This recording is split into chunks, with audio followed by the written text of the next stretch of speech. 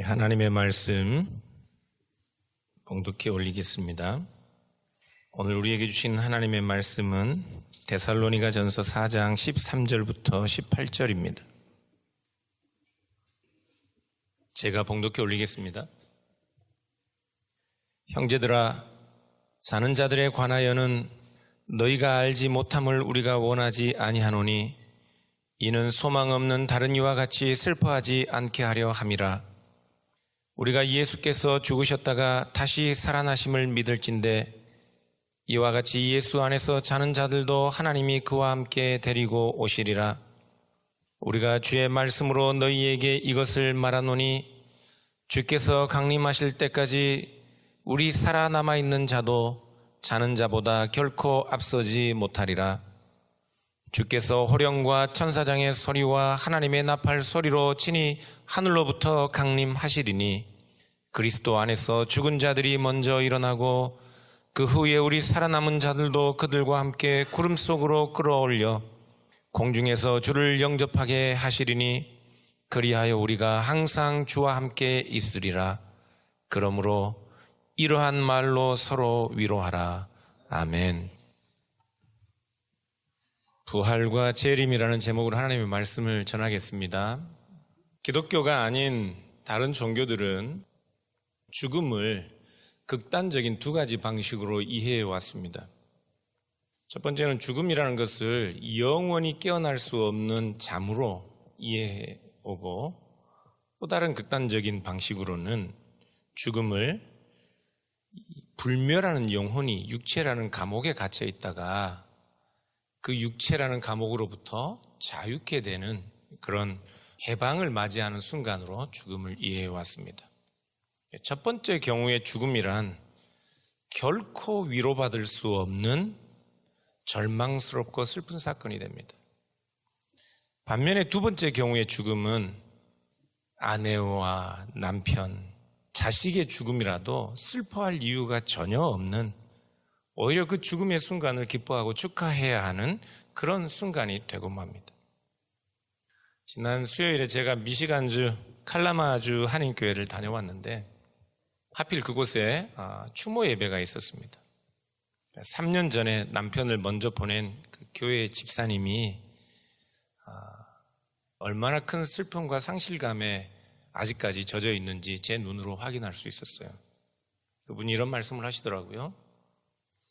남편을 너무너무 사랑해서 그래서 그가 없는 이 3년이 얼마나 힘들고 슬픈지 모르겠다고. 죽음이라는 것이 이렇게 힘든 것인 줄 알았으면 그렇게 많이 사랑하지 않았을 거라고 그런 말씀을 하시더라고요. 그렇습니다. 죽음이란 것은 참으로 슬프고 아픈 현실입니다. 죽음으로 인해서 더 이상 우리가 사랑의 교제를 계속할 수 없다면 오늘 우리의 아들과 딸, 남편, 내 아내 어느 누구라도 70년, 80년을 살다가 죽으면 이제는 우리 주변의 모든 것들과 영원히 작별해야 한다면 이렇게 절망스럽고 슬픈 일이 어디 있겠습니까? 차라리 많이 사랑하지 않는 것이 정답일 수 있습니다. 그런데 오늘 본문에서 바울은 그리스도인들에게 소망 없는 다른 이들처럼 죽음을 슬퍼하지 말라고 말씀합니다.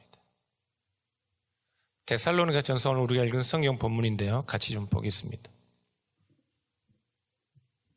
13절부터 18절 같이 읽겠습니다. 시작. 형제들아, 자는 자들에 관하여는 너희가 알지 못함을 우리가 원하지 아니하노니 이는 소망 없는 다른 이와 같이 슬퍼하지 않게 하려 함이라. 우리가 예수께서 죽으셨다가 다시 살아나심을 믿을진대 이와 같이 예수 안에서 자는 자들도 하나님이 그와 함께 데리고 오시리라. 우리가 주의 말씀으로 너희에게 이것을 말하노니 주께서 강림하실 때까지 우리 살아남아 있는 자도 자는 자보다 결코 앞서지 못하리라. 주께서 호령과 천사장의 소리와 하나님의 나팔 소리로 친히 하늘로부터 강림하시리니 그리스도 안에서 죽은 자들이 먼저 일어나고 그 후에 우리 살아남은 자들도 그들과 함께 구름 속으로 끌어올려 공중에서 주를 영접하게 하시리니 그리하여 우리가 항상 주와 함께 있으리라. 그러므로 이러한 말로 서로 위로하라. 아멘. 13절에서 바울이 소망 없는 이방인들처럼 너희는 죽음에 대하여 슬퍼하지 말라고 말씀하시는 이유는 부활하신 우리 주님께서 다시 오실 것이기 때문에 그렇습니다.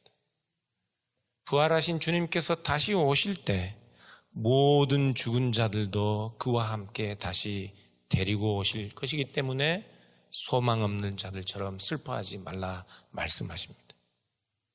바울이 데살로니가 교인들에게 슬퍼하지 말라고 말씀하시는 이유는 지금 데살로니가 교인들이 큰 슬픔에 젖어 있기 때문에 그렇습니다. 데살로니가전서 2장 2절에 보면 바울은 그 마게도냐 지역의 빌립보에 있을 때 큰 핍박과 고난을 당했다고 그렇게 설명합니다. 사도행전 17장을 보시면 데살로니가에 있을 때 바울은 가이사를 거역한 죄로 십자가에 못 박혀 죽은 예수를 전한다는 죄목으로 고소를 당했고 사도 바울을 돕던 많은 사람들도 그로 인해 심각한 핍박을 당했습니다. 바울은 결국은 데살로니가를 떠나야 했고 아덴에 머물다가 그곳에서도 있지 못해서 고린도로 와야만 했습니다. 그런데 자기 자신은 갈 수가 없고 데살로니가 교회는 걱정이 돼서 대신에 디모데를 보냈는데 디모데가 다녀와서 바울에게 데살로니가 교회의 안부를 이렇게 소개했습니다. 그들은 많은 핍박과 환난 가운데서도 그들의 신앙을 끝까지 견디고 있습니다. 그것을 바울은 디모데전서 1장 6절부터 8절에 이렇게 묘사하고 있습니다. 데살로니가 교인들을 향해서요. 너희는 많은 환난 가운데서 성령의 기쁨으로 말씀을 받아 우리와 주를 본받는 자가 되었으니 그러므로 너희가 마게도냐와 아가야에 있는 모든 믿는 자의 본이 되었느니라. 주의 말씀이 너희에게로부터 마게도냐와 아가야에만 들릴 뿐 아니라 하나님을 향하는 너희의 믿음의 소문이 각처에 퍼졌으므로 우리가 너희를 향하여 더 이상 아무 할 말이 없다라고 말씀하고 있습니다. 이런 믿음을 지키는 데살로니가 교회 성도들은 환난과 핍박 속에서 몇몇 성도들이 죽임을 당하는 그런 일을 경험했습니다. 성도들은 그리스도께서 곧 강림하실 것이라는 기대를 가지고 있었는데 그 전에 죽게 되는 이런 사람들이 주님의 재림의 그 영광스러움에 참여할 수 있을지 염려했습니다. 그래서 바울은 그 성도들의 죽음 때문에 슬퍼하고 염려하는 그 데살로니가 교회 성도들에게 그들의 그 슬픔 가운데서 그들이 위로받을 수 있는 기독교의 소망이라는 것이 무엇인지, 죽은 자들에 대하여 우리가 가질 수 있는 확실한 소망이 무엇인지를 말씀하는 것입니다. 그래서 바울은 예수님이 재림하실 때 산자나 죽은 자들이 모두 그리스도의 영광스러운 재림에 참여할 것이지만, 그러나 15절에 보면 주님의 재림 때에 산자들이 결코 죽은 자들을 앞서지 못할 것이라고 그렇게 설명하고 있는 것입니다. 미국의 예수 세미나를 좀 자유주의 신학자들인데 그래도 그들의 글이 유익할 때가 있습니다. J.N.D. 크로산이라는 사람은 하나님과 제국이라는 책에서 이 본문을 설명하면서 에게해 연안의 히에라폴리스라는 도시의 어떤 지리적 상황을 가지고 이 본문을 잘 설명해 줍니다.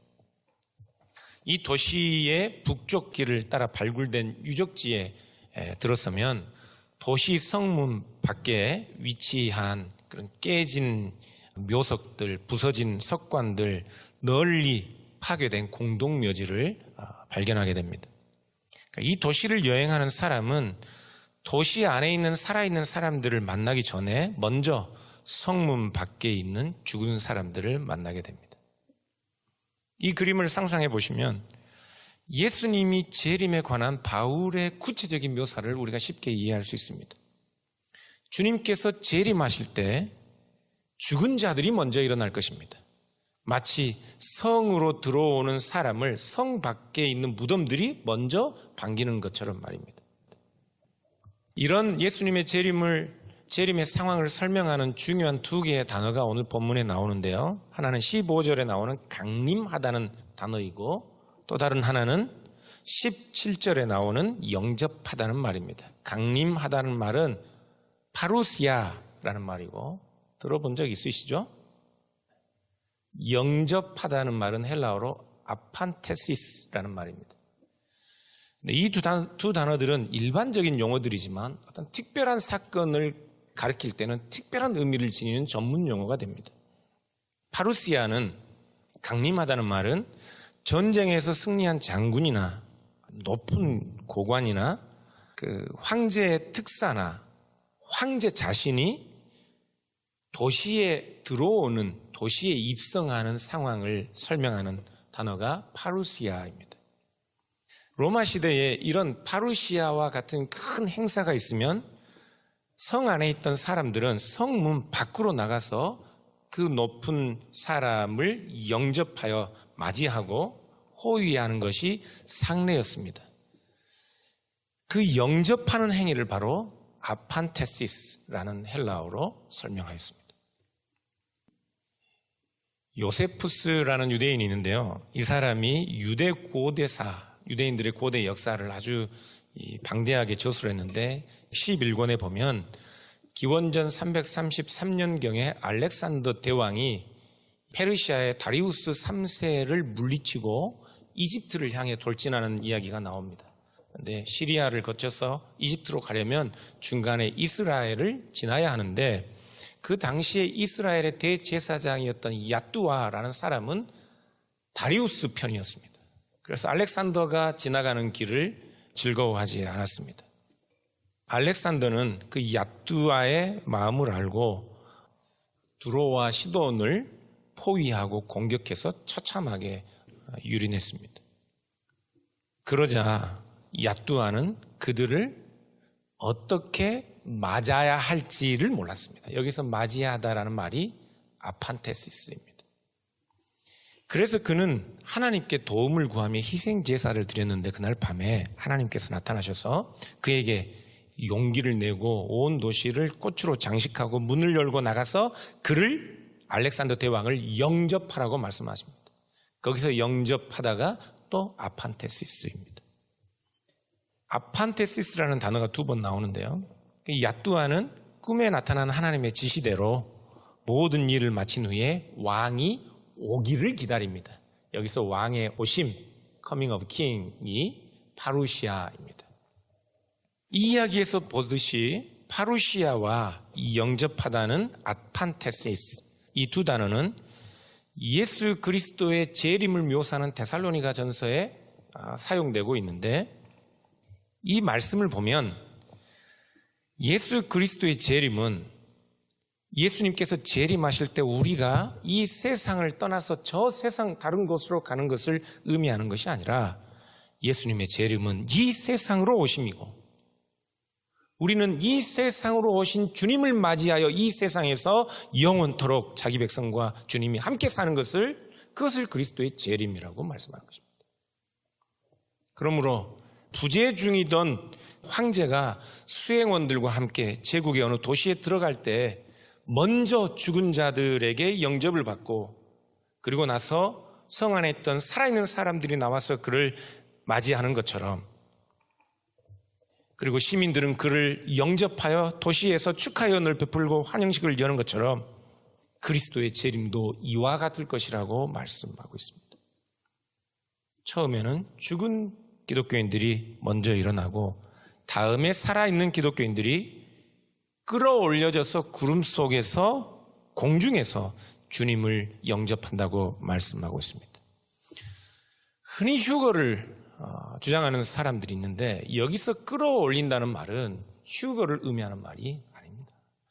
영접하러 나가는 것을 의미합니다.